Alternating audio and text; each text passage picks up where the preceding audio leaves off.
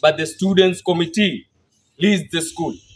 The fate of St. George's High School was determined on the annual school elections, and since the leaders' seats were announced vacant, campaigns began.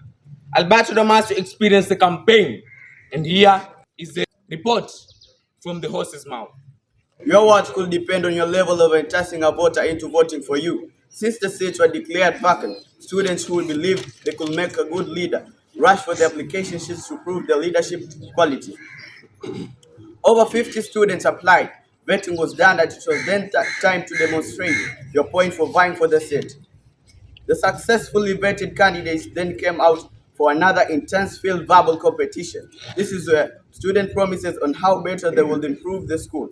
Nitahakikisha cheki kila mtu cheki na sababu hapo jamaa, hakuna ubaguzi, utaona kama. Here is when people got fans but no supporters who would later claim a one-term for you.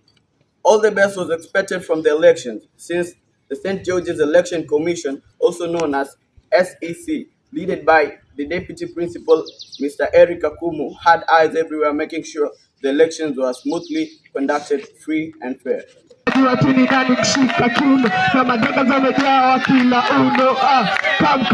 Damasio Alberto, Judy TV, St. George's. Day finally unfolded.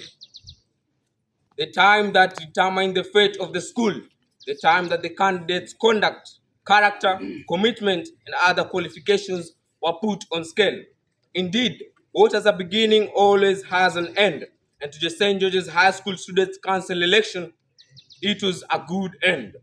After election committee were done with counting of votes, the pillars of the school were yet to be revealed. Fabian Garama experienced it all, and take a listen.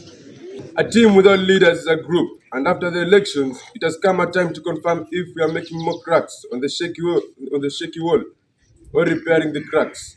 The St. George's Boys High School celebrates the new Students' Council after undergoing the elections. That took place on 6th of September. The electoral board immediately after voting set off the tallying exercise, and at last the best were known. The winners were announced later that day during a kamkunji. In attendance was the principal, Dr. Michael Mutambu, who congratulated the newly elected members and uttered on fairness and justice from the leaders. He added as it quote, "I wish politicians could benchmark the students' elections and do likewise." The adage goes, "Whoever refuses defeat is not a contestant." Reporting from Kaloleni, St. George's High School, I am Fabian Garam. I would like to say thank you for the cooperation since you elected me, and now I know that you choose your leader. Sindio? Yes, what I urge you is that give me maximum cooperation and take this ship to its destination. So my friend, welcome.